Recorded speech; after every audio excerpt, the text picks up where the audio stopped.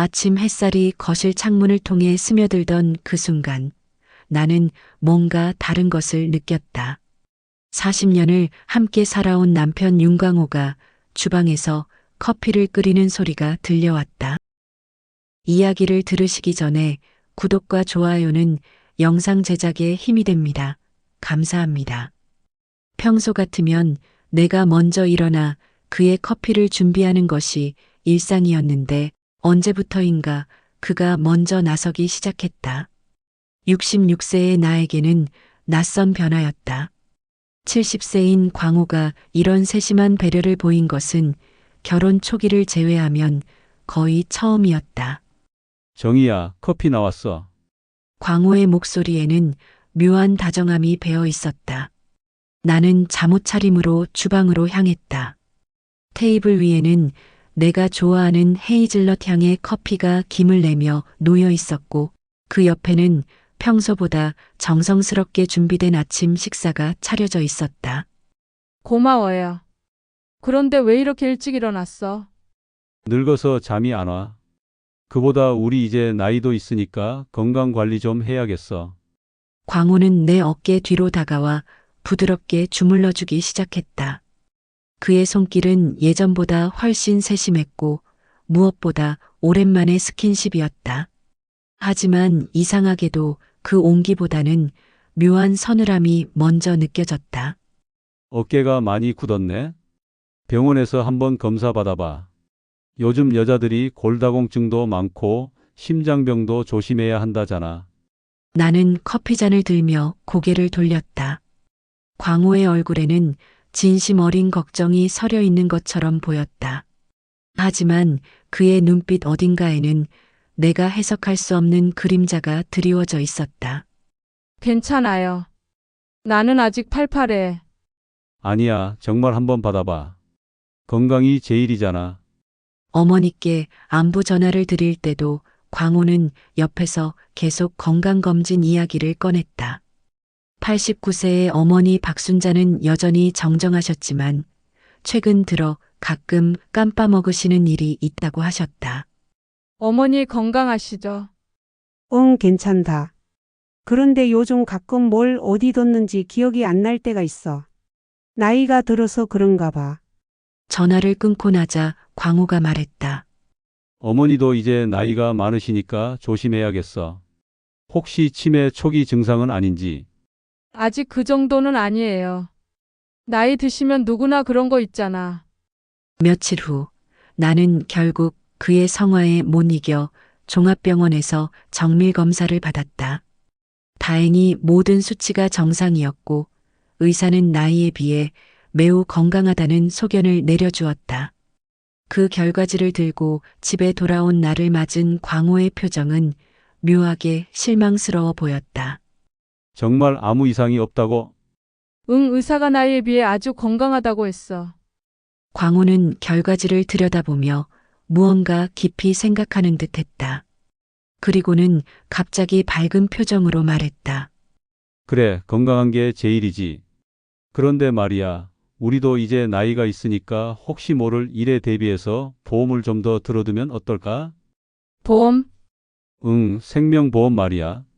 요즘 의료비도 비싸고 만약에 우리 중 누군가에게 무슨 일이 생기면 남은 사람이나 애들이 힘들잖아. 재원이와 소연이 이야기가 나오자 마음이 무거워졌다. 38세인 아들 재원이는 서울에서 회사를 다니며 바쁘게 살고 있고 35세인 딸 소연이는 부산에서 결혼 생활을 하며 아이를 키우고 있다. 두 아이 모두 각자의 삶이 바빠서 자주 연락하지는 않지만 부모로서 그들에게 짐이 되고 싶지는 않았다. 그런데 보험료가 만만치 않을 텐데. 걱정 마. 내가 알아봤는데 우리 나이에도 들 수 있는 상품이 있어. 보험료도 생각보다 부담스럽지 않고. 며칠 뒤 광호는 보험 설계사를 집으로 데려왔다. 처음 보는 여성이었는데 나이는 40대 초반쯤 되어 보였다. 서민아라고 자기소개를 한 그 여자는 친근한 미소를 지으며 각종 보험 상품을 설명했다. 안녕하세요. 박정희 여사님. 저는 서민아라고 합니다. 네, 안녕하세요. 나는 그녀가 왠지 낯이 익다는 생각이 들었다. 어디서 본 것 같은데 기억이 나지 않았다. 혹시 우리가 어디서 만난 적이 있나요? 서민아는 잠깐 당황하는 기색을 보이다가 웃으며 말했다. 아, 혹시 작년에 동네 부녀회 모임에서 뵌 적이 있나요? 저도 여사님이 나칙다 했어요. 아, 그런가요? 그 중에서도 광호가 특히 관심을 보인 것은 사망보험이었다. 이 상품은 보장 금액이 상당히 높습니다. 30억 원까지 보장되거든요. 30억? 나는 깜짝 놀랐다. 우리 같은 평범한 가정에 30억이라는 금액은 너무나 큰 돈이었다. 보험료가 엄청 비싸겠네요. 아니에요. 연령대를 고려하면 생각보다 합리적입니다. 월 150만 원 정도면 됩니다. 월 150만 원. 우리 가게에는 적지 않은 부담이었다. 광호의 퇴직금과 연금, 그리고 내가 운영하는 작은 반찬 가게 수입을 합쳐도 여유롭지 않은 상황에서 매월 150만 원은 부담스러웠다. 여보, 이건 좀 무리 아닌가? 하지만 광호는 단호했다. 아니야. 이런 건 미리미리 준비해둬야 해. 나중에 후회하면 늦어. 서민아도 거들었다. 맞습니다. 특히 여사님 같은 경우는 건강하시니까 지금 들어두시는 게 유리해요. 나중에 나이 더 드시면 가입도 어려워지거든요. 결국 나는 광호의 의견에 따라 30억 원의 사망보험에 가입하게 되었다. 서류에 서명하면서도 뭔가 석연치 않은 기분이 들었지만 남편이 가족을 위해 미래를 계획하는 것이라고 생각했다. 보험 가입을 마치고 서민아가 돌아간 후 나는 광호에게 물어봤다. 그분 정말 부녀회에서 본 적 있나요? 글쎄, 나도 잘 모르겠어. 아무튼 일 처리는 깔끔하게 해주는 것 같던데. 그날 밤 잠자리에 들면서도 계속 서민아의 얼굴이 떠올랐다. 분명 어디서 본 적이 있는 것 같은데 도무지 기억이 나지 않았다. 그리고 30억이라는 거액의 보험금도 마음에 걸렸다. 우리 부부에게는 너무 큰 금액이 아닌가 싶었다. 여보, 잠들었어요. 아니, 왜? 30억이라는 게 너무 큰 금액 같아서요. 정말 괜찮을까요?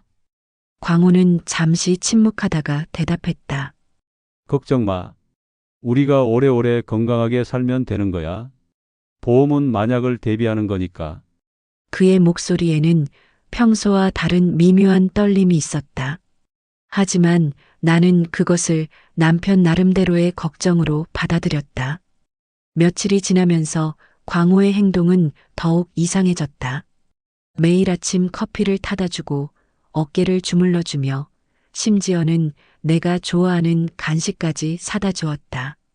40년 결혼 생활에서 이런 적은 거의 없었다. 왜 이렇게 잘해줘요? 무슨 잘못한 일이라도 있어? 나는 농담 삼아 물어봤지만 광호의 표정이 순간 굳어지는 것을 놓치지 않았다. 그냥 늦게 철이 든 거야. 이제 나이도 있고 서로 잘해야지. 하지만 그의 눈빛은 예전과 달랐다. 무언가를 숨기고 있는 것 같은, 그리고 어딘지 모르게 차가운 시선이었다. 나는 마음 한켠에 스며드는 불안을 애써 무시하려 했다.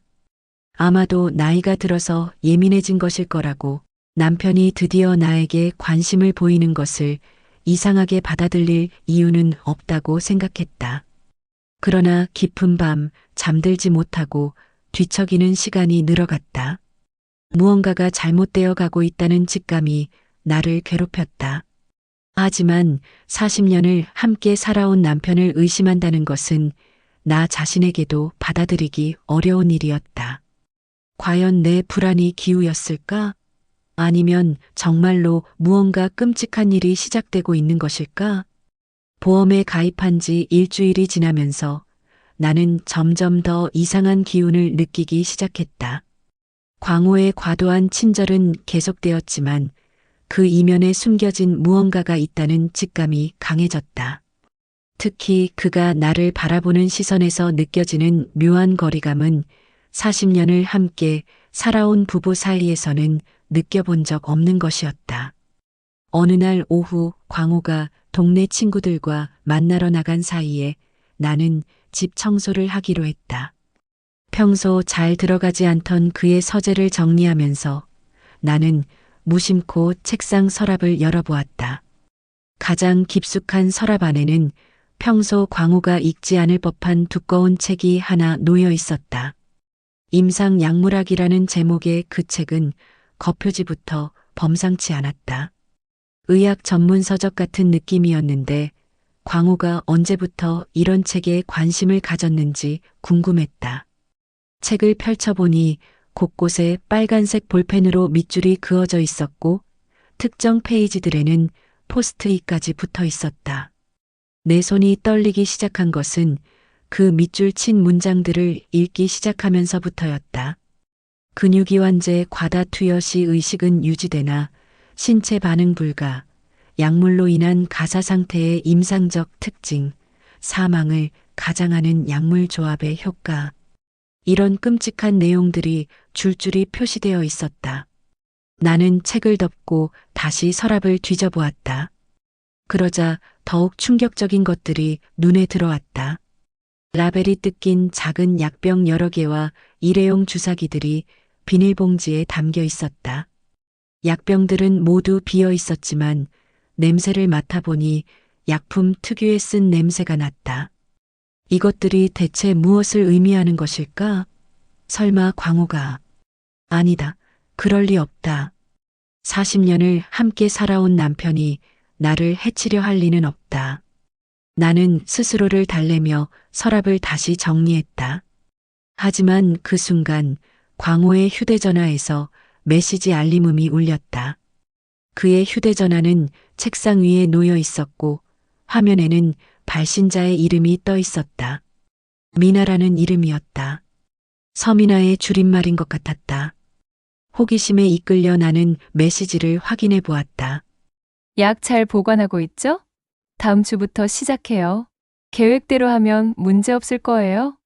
그 메시지를 보는 순간 나는 온몸에 소름이 끼치는 것을 느꼈다. 약이라는 것이 서랍 속의 그 약병들을 말하는 것일까? 그리고 다음 주부터 시작한다는 것은 무엇을 의미하는 것일까? 나는 서둘러 휴대전화를 원래 자리에 놓고 서재에서 나왔다.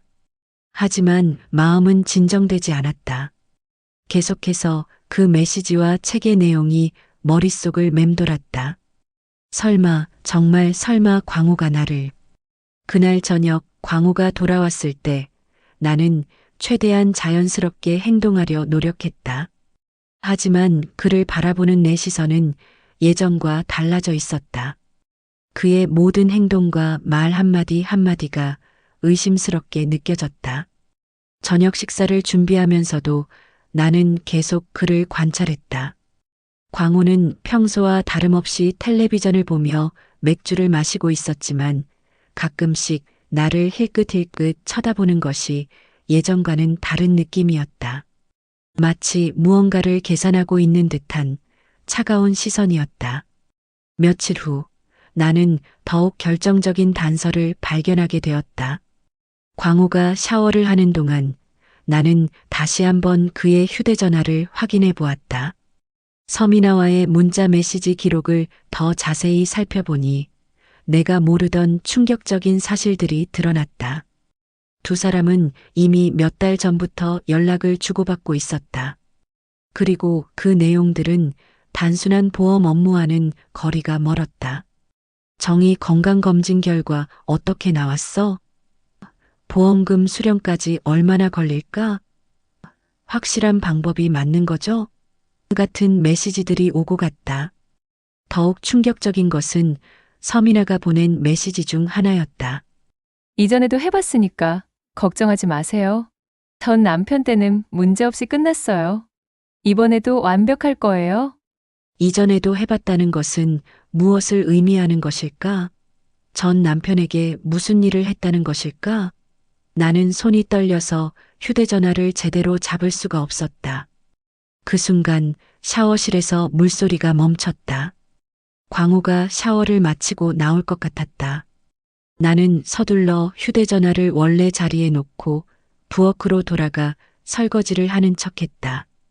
광호가 목욕 가운을 입고 나타났을 때 나는 최대한 평정심을 유지하려 애썼다.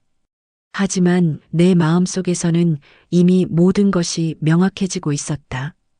광고와 서민아가 나를 대상으로 무언가 끔찍한 일을 계획하고 있다는 것이. 오늘 컨디션이 어떠냐고 묻는 광호의 질문에 나는 괜찮다고 대답했다. 하지만 그의 눈빛에서 나는 새로운 의미를 읽어낼 수 있었다. 마치 나의 상태를 확인하고 있는 것 같은, 그리고 무언가를 기다리고 있는 것 같은 시선이었다. 그날 밤 나는 거의 잠들지 못했다. 침대에 누워서도 계속 생각했다. 정말로 광호가 나를 해치려 하는 것일까? 40년을 함께 살아온 남편이 30억 원의 보험금 때문에 나를. 하지만 그 모든 증거들은 너무나 명확했다. 다음 날 아침 광호는 여전히 다정하게 커피를 가져다 주었다. 하지만 이제 그 다정함이 더 이상 따뜻하게 느껴지지 않았다. 오히려 소름 끼치는 위선으로 느껴졌다. 그가 내게 건네는 커피잔을 받으면서도 나는 혹시 여기에 무언가 탔을까 하는 의심이 들었다. 하지만 나는 여전히 확신할 수 없었다. 혹시 내가 너무 예민하게 반응하는 것은 아닐까? 혹시 모든 것이 우연의 일치이거나 오해일 수도 있지 않을까? 40년의 결혼 생활을 한순간에 부정하기에는 너무나 두려웠다. 그래서 나는 더 확실한 증거를 찾기로 했다. 광호가 외출한 틈을 타서 나는 그의 서재를 더 자세히 수색해 보았다. 이번에는 컴퓨터까지 켜서 인터넷 검색 기록을 확인해 보았다. 그 결과는 내 마지막 희망마저 산산조각 냈다. 근육이완제 구입 방법, 사망 진단 조작, 생명보험금 수령 절차, 시체 부패 속도 같은 끔찍한 검색어들이 절비했다. 더욱 충격적인 것은 서민아 전 남편 사망 사건이라는 검색어였다. 나는 그 검색어를 클릭해 보았다. 그러자 몇 년 전 뉴스 기사가 나왔다. 서민아의 전 남편이 갑작스럽게 사망했고 그녀가 거액의 보험금을 받았다는 내용이었다. 당시에는 자연사로 처리되었지만 주변에서는 의혹이 제기되었다고 했다. 이제 모든 것이 명확해졌다.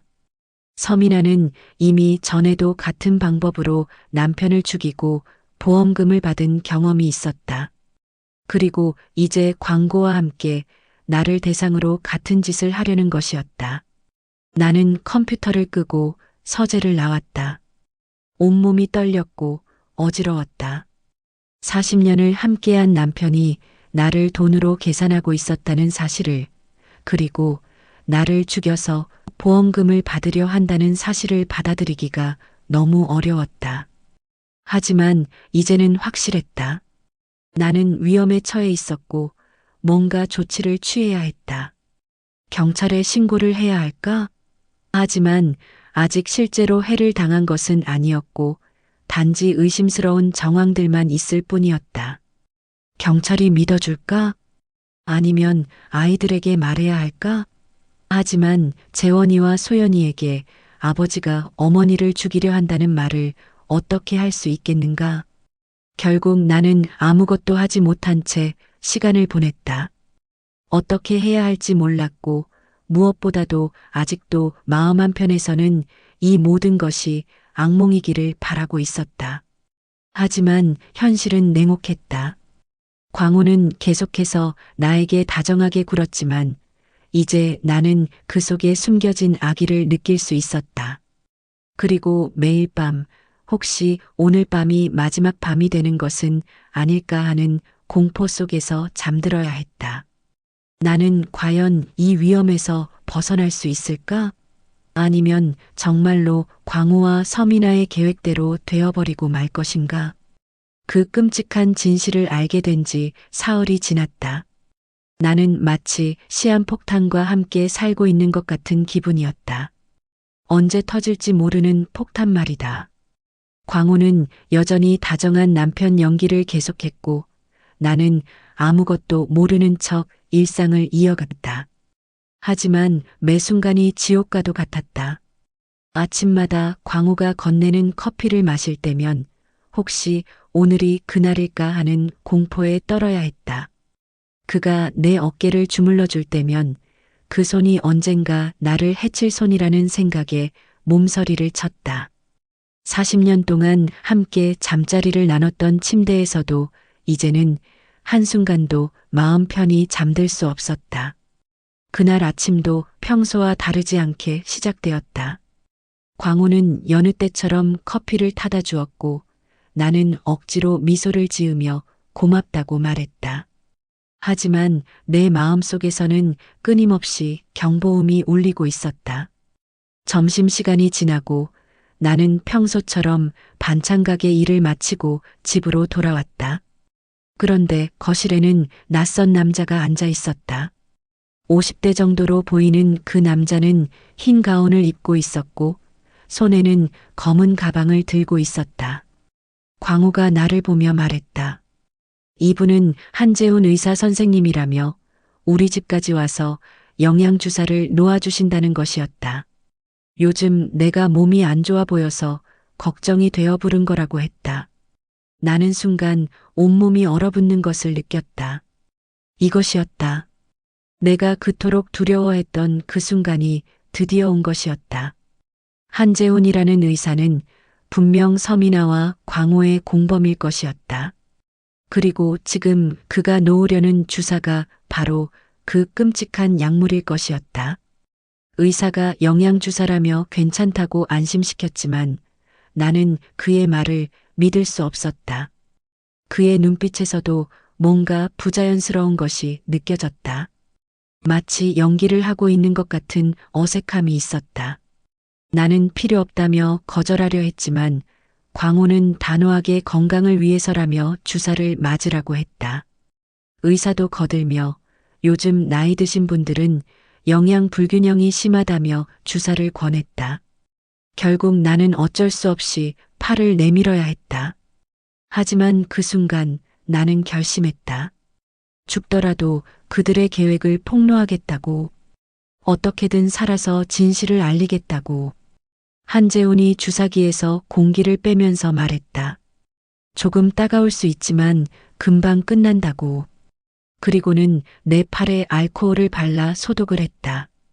그 차가운 감촉이 마치 죽음의 전령처럼 느껴졌다. 주사 바늘이 내 살을 뚫고 들어왔다. 처음에는 별다른 느낌이 없었다. 하지만 몇 초가 지나자 이상한 느낌이 들기 시작했다. 현기증이 나면서 눈앞이 흐려지기 시작했다. 나는 애써 정신을 차리려 했지만 몸이 점점 무거워졌다. 팔과 다리에 힘이 빠지면서 마치 온몸이 마비되는 것 같았다. 이것이 바로 그 책에서 읽었던 의식은 유지되나 신체 반응 불가한 상태였다. 의사가 가방을 정리하면서 광호에게 무언가 속삭였다. 나는 그들의 말을 들으려 애썼지만 청각도 점점 흐려졌다. 마지막으로 들린 것은 광호의 차가운 목소리였다. 이제 시작이군. 그 순간 나는 모든 것을 이해했다. 정말로 그들이 나를 죽이려 하고 있었다. 40년을 함께 살아온 남편이 30억 원 때문에 나를 배신한 것이었다. 의식을 잃기 직전 나는 마지막으로 생각했다. 재원이와 소연이에게는 뭐라고 말할까? 갑작스러운 심장마비라고 할까? 아니면 뇌출혈이라고 할까? 어떤 거짓말로 아이들을 속일지 그들은 이미 계획을 세워뒀을 것이다. 그리고는 모든 것이 암흑 속으로 빠져들었다. 얼마나 시간이 지났을까? 나는 천천히 의식을 되찾았다. 하지만 뭔가 이상했다. 주변이 너무 조용했고 완전한 어둠 속에 있었다. 그리고 무엇보다도 숨을 쉬기가 어려웠다. 나는 손을 움직여 보려 했지만 손이 무언가 딱딱한 것에 막혔다. 위쪽으로 손을 뻗어봐도 마찬가지였다. 마치 좁은 상자 안에 갇혀 있는 것 같았다. 그 순간 소름 끼치는 깨달음이 나를 덮쳤다. 나는 관 속에 있었다. 정말로 관 속에 누워 있었다. 그들이 나를 죽은 것으로 판단하고 관에 넣은 것이었다. 하지만 나는 아직 살아 있었다. 의식도 있고 생각할 수도 있었다. 단지 몸을 움직일 수 없을 뿐이었다. 그 약물이 정확히 책에서 읽은 대로 작용하고 있었던 것이다. 나는 소리를 지르려 했지만 목소리가 나오지 않았다. 목구멍의 근육도 마비되어 있었던 것이다. 오직 눈동자만 움직일 수 있었고 청각과 의식만이 남아 있었다. 그때 관 밖에서 목소리가 들려왔다. 광호의 목소리였다. 누군가와 대화를 나누고 있었다. 귀를 기울여 들어보니 서민아의 목소리도 들렸다. 서민아가 말했다. 이제 30억이면 새로운 인생을 살 수 있다고. 둘이서 해외로 나가서 편안하게 살 수 있을 거라고. 광호도 맞다며 오랫동안 준비한 계획이었다고 답했다. 그들의 대화를 들으면서 나는 더욱 절망스러워졌다. 정말로 그들이 나를 죽여서 보험금을 받으려 했던 것이다.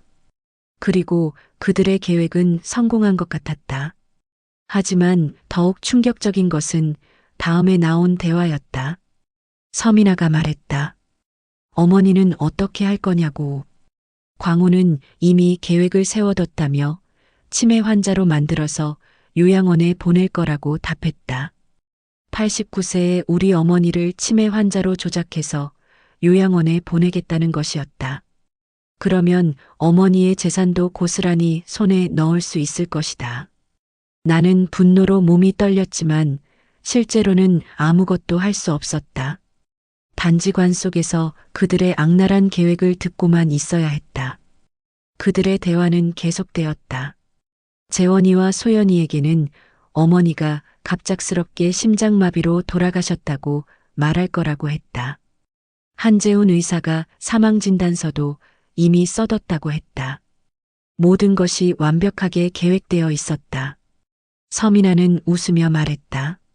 전 남편 때보다 훨씬 쉬웠다고. 이번에는 의사까지 매수해서 확실하게 했다고. 아무도 의심하지 않을 거라고. 나는 눈물을 흘리고 싶었지만 눈물조차 나오지 않았다. 근육이 모두 마비되어 있어서 울 수도 없었다. 단지 마음으로만 울고 있을 뿐이었다. 시간이 흘러 장례식이 시작되었다. 재원이와 소연이의 목소리가 들렸다. 두 아이는 정말로 어머니가 돌아가신 줄 알고 울고 있었다. 나는 그들에게 말하고 싶었다. 어머니는 아직 살아있다고, 아버지가 어머니를 죽이려 했다고. 하지만 아무 말도 할 수 없었다. 단지 관 속에서 아이들의 슬픈 목소리를 들으며 절망할 뿐이었다. 첫째 날 밤이 지나고 둘째 날이 되었다. 조문객들이 와서 조의를 표했다. 모든 사람들이 갑작스러운 죽음을 안타까워했다. 그렇게 건강해 보였는데 어떻게 갑자기 돌아가셨냐며 안타까워했다. 광호는 슬픈 남편 연기를 완벽하게 해냈다. 아내를 갑자기 잃게 되어 너무 슬프다고, 40년을 함께 산 동반자를 잃었다고 눈물까지 흘렸다. 하지만 나는 그 눈물이 모두 거짓이라는 것을 알고 있었다. 셋째 날이 되었다. 오늘이 화장하는 날이었다. 나는 정말로 불에 타 죽게 되는 것일까? 이대로 끝나는 것일까? 하지만 그 순간 나는 작은 희망을 발견했다.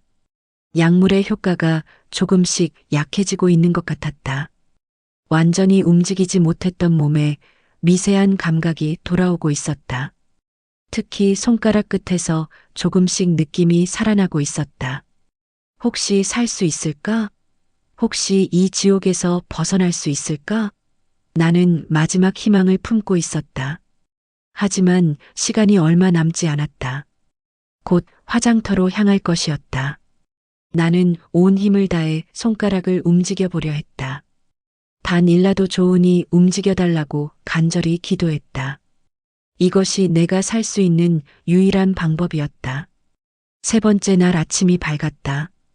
오늘이 마지막 날이었다. 화장터로 가는 날이었다. 나는 관 속에서 절망과 희망 사이를 오가며 마지막 순간을 기다리고 있었다. 약물의 효과가 조금씩 약해지고 있다는 느낌은 확실했다.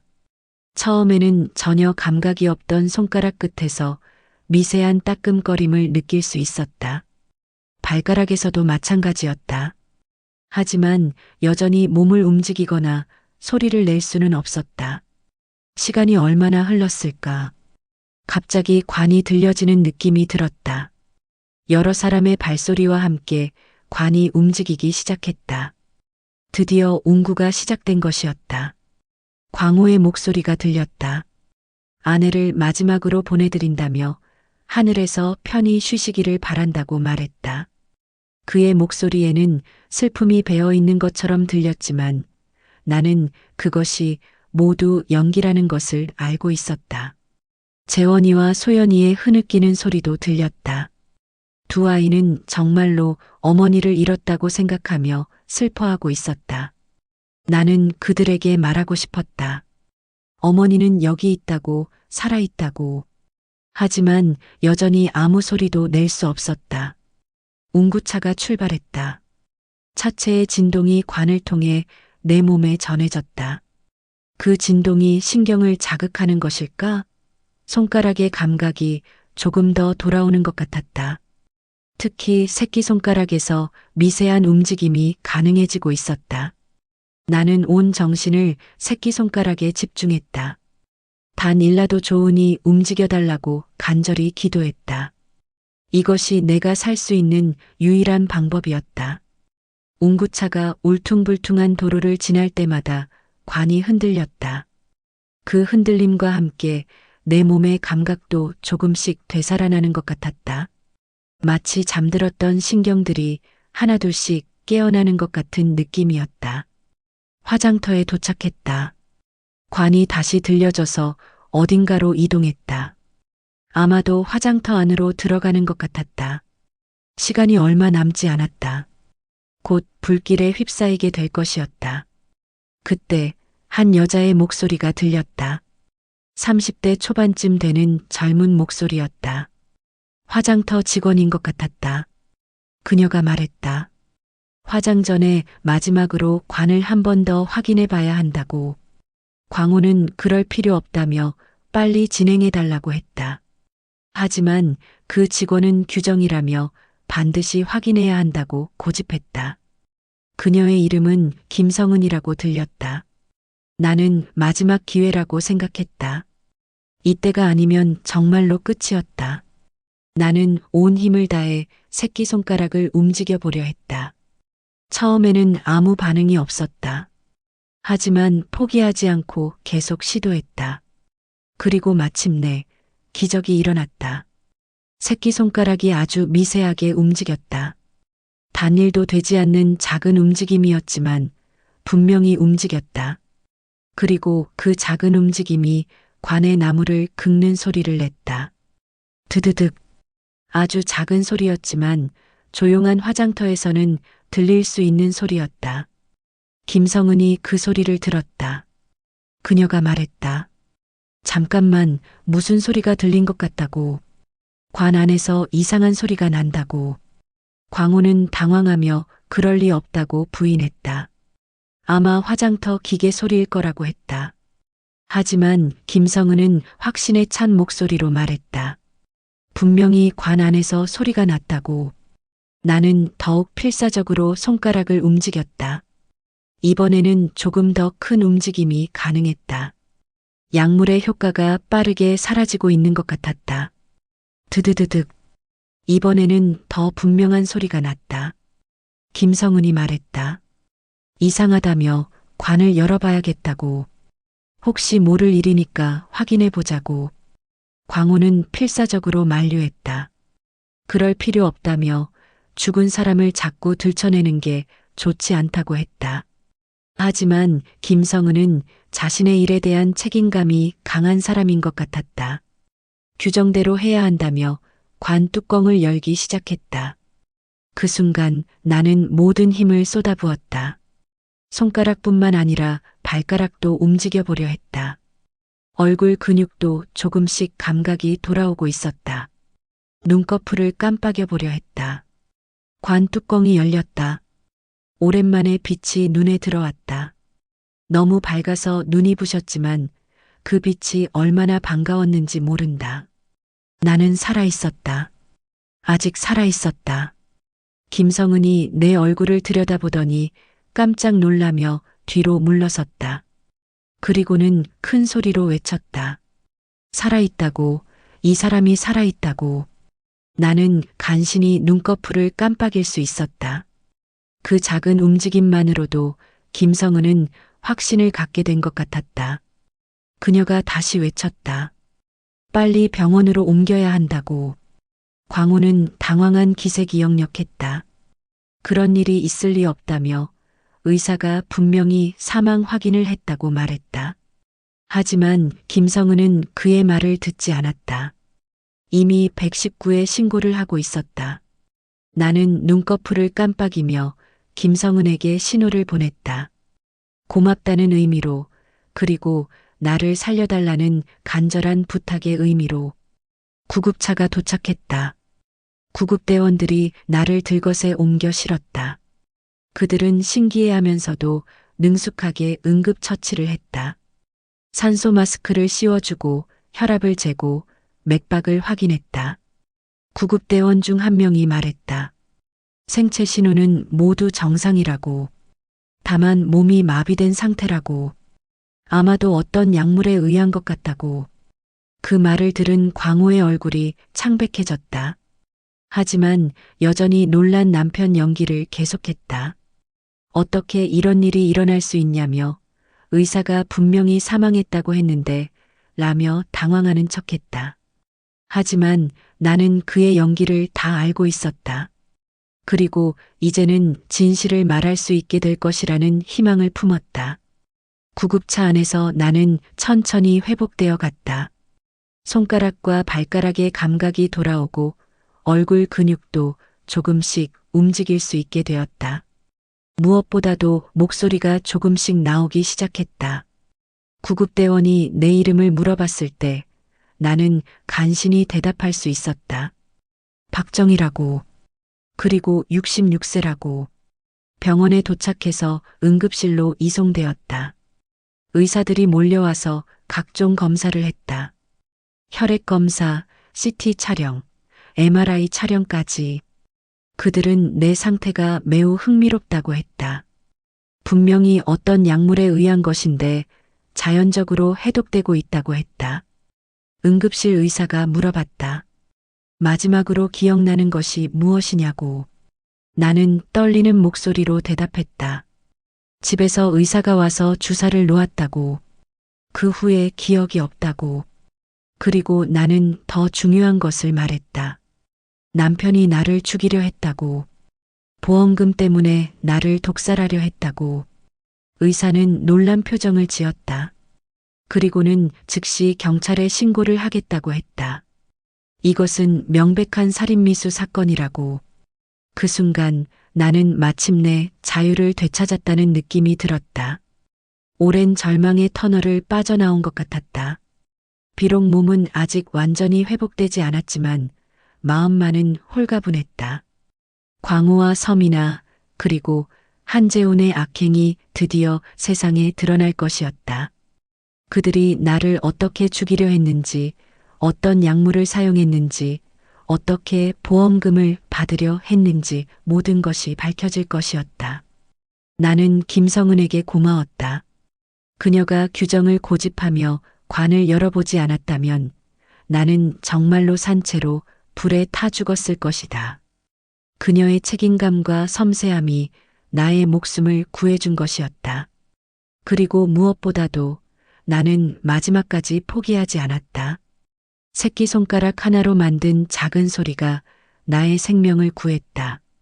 일의 움직임이 만든 기적이었다. 이제 새로운 시작이었다. 40년간 함께했던 결혼 생활은 끝났지만 나는 살아있었다. 그리고 진실을 말할 수 있게 되었다. 이것만으로도 충분했다. 나는 눈을 감고 깊이 숨을 쉬었다.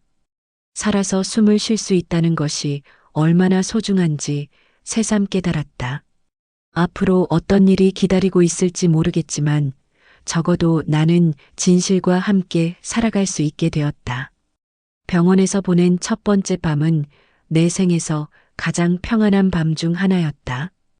비록 온몸이 아직 완전히 회복되지 않았지만 적어도 안전하다는 느낌이 들었다. 간호사들이 2시간마다 와서 상태를 확인해 주었고 의사들은 해독제를 투여하며 내 회복을 도와주었다. 다음 날 아침 형사 2명이 병실을 찾아왔다. 그들은 내 진술을 듣기 위해 온 것이었다. 나는 떨리는 목소리지만 최대한 자세히 모든 것을 말했다. 광호가 갑자기 변한 행동들, 서재에서 발견한 약물학 책과 주사기들, 휴대전화에서 본 서민아와의 메시지들, 그리고 마지막으로 한재훈이 와서 주사를 놓은 일까지. 형사들은 내 증언을 꼼꼼히 기록했다. 그들이 말하기를 이미 화장터 CCTV를 통해 당시 상황이 모두 녹화되어 있다고 했다. 내가 관 속에서 손가락으로 소리를 낸 장면, 김성은이 관을 열어 나를 발견한 장면, 그리고 광호가 당황하며 말리던 장면까지 모든 것이 증거로 남아 있었다. 그날 오후 경찰은 광호와 서민아를 동시에 체포했다. 한재훈 의사도 병원에서 긴급 체포되었다. 그들이 체포되는 모습이 뉴스에 나왔는데 광고는 끝까지 억울하다며 아내를 사랑한다고 변명했다. 하지만 서민아는 체포되자마자 모든 것을 자백했다. 서민아의 자백은 충격적이었다. 그녀는 이전에 이미 자신의 전 남편을 같은 방법으로 죽이고 보험금 15억을 받은 전력이 있었다. 당시에는 증거 불충분으로 무혐의 처분을 받았지만 이번 사건으로 인해 과거 사건도 재수사에 들어갔다. 더욱 놀라운 사실은 광호의 동기였다. 그는 도박 빚 10억 원에 허덕이고 있었고 여기에 사업 실패로 인한 추가빚까지 합쳐 총 15억의 빚을 지고 있었다. 그는 나를 돈으로밖에 생각하지 않았다. 40년을 함께 살아온 아내를 30억 원에 팔아넘긴 것이었다. 한재훈 의사는 서민아로부터 5천만 원을 받고 가짜 사망진단서를 발급하기로 했다고 자백했다. 그는 이미 몇 차례 이런 일을 한 전력이 있는 악질 의사였다. 재판이 시작되기까지 몇 개월의 시간이 걸렸다. 그동안 나는 천천히 회복해 나갔다. 몸의 기능은 거의 정상으로 돌아왔지만 마음의 상처는 쉽게 아물지 않았다. 40년간 믿고 살았던 사람의 배신이라는 것이 얼마나 큰 충격인지 그때 알게 되었다. 재원이와 소연이는 처음에는 아버지의 결백을 믿고 싶어 했다. 하지만 점점 더 많은 증거들이 나오면서 결국 아버지의 죄를 인정할 수밖에 없었다. 두 아이는 나에게 연신 사과했다. 자신들이 아버지를 제대로 보지 못했다고, 어머니를 보호하지 못했다고. 나는 아이들을 위로했다. 이것은 누구의 잘못도 아니라고, 오직 광호만이 잘못된 것이라고. 아이들까지 상처받을 필요는 없다고 말했다. 89세의 우리 어머니는 처음에는 사위가 딸을 죽이려 했다는 사실을 믿지 않으셨다. 하지만 차츰 상황을 이해하시게 되면서 오히려 나를 더욱 아꼈다. 거의 잃을 뻔했던 딸을 되찾게 된 것이라며 매일 내 손을 잡고 눈물을 흘리셨다. 재판은 세간의 큰 관심을 받았다. 관 속에서 되살아난 여인이라는 제목으로 연일 뉴스에 나왔다. 많은 사람들이 내 이야기에 충격을 받았고 동시에 나의 생존의 기적이라며 축하해 주었다. 검찰은 광호에게 살인미수와 보험사기 등의 혐의로 징역 20년을 구형했다. 서민아에게는 전 남편 살인 사건까지 함께 기소하여 징역 25년을 구형했다. 한재훈 의사에게는 의료법 위반과 문서 위조 등으로 징역 7년을 구형했다. 재판 과정에서 가장 힘들었던 것은 광고와 마주하는 순간이었다. 법정에서 그를 볼 때마다 한때는 사랑했던 사람이 나를 죽이려 했다는 사실이 믿기지 않았다. 그는 끝까지 잘못을 인정하지 않았고 오히려 서민아가 자신을 깨어서 그렇게 되었다고 변명했다. 하지만 증거는 명확했다. 휴대전화 메시지 기록, 컴퓨터 검색 기록, 구입한 약물들, 그리고 화장터 CCTV까지 모든 것이 그들의 계획적인 범행을 증명했다. 1심 판결에서 광호는 징역 18년을 선고받았다. 서민아는 징역 22년, 한재우는 징역 5년을 선고받았다. 그들 모두 항소했지만 2심에서도 형량은 거의 줄어들지 않았다. 재판이 끝나고 나서 나는 새로운 결심을 했다. 이제 남은 인생을 의미 있게 살아가고 싶다는 생각이 들었다. 죽음의 문턱에서 되돌아온 만큼 더 이상 허비할 시간은 없었다. 어머니와 함께 부산 근처 바닷가 마을로 이사를 갔다. 조용하고 평화로운 곳에서 새로운 삶을 시작하고 싶었다. 서울에서의 모든 것들이 너무 아픈 기억으로 남아 있었기 때문이었다. 바닷가 마을의 작은 집에서 나는 어머니와 함께 소박하지만 평온한 일상을 만들어갔다. 매일 아침 바닷가를 산책하고 작은 텃밭을 가꾸며 이웃들과 정을 나누었다. 무엇보다도 살아있다는 것 자체가 감사했다. 몇 달 후 나는 피해자 지원센터를 설립했다. 나와 같은 피해를 당한 사람들을 돕고 싶었다. 특히 가정폭력이나 범죄의 피해자들이 새로운 삶을 시작할 수 있도록 상담과 지원 프로그램을 만들었다. 센터를 운영하면서 나는 많은 사람들을 만났다. 나보다 더 심각한 상처를 가진 사람들도 있었고, 나와 비슷한 경험을 한 사람들도 있었다. 그들과 함께 이야기를 나누고 서로를 위로하며 새로운 희망을 찾아가는 과정이 나에게도 큰 힘이 되었다. 센터에서 상담을 하다 보면 종종 사람들이 물어봤다. 어떻게 그런 일을 겪고도 다시 사람을 믿을 수 있냐고, 어떻게 용서할 수 있냐고. 나는 이렇게 답했다. 용서는 상대방을 위한 것이 아니라 나 자신을 위한 것이라고. 증오와 원망에 사로잡혀 있으면 결국 내가 불행해질 뿐이라고. 물론 잊을 수는 없지만 그것에 매여 있을 필요는 없다고. 가장 무서운 것은 귀신이 아니라 사람이라는 것을 절실히 깨달았다. 하지만 동시에 사람만이 다른 사람을 구할 수 있다는 것도 알게 되었다.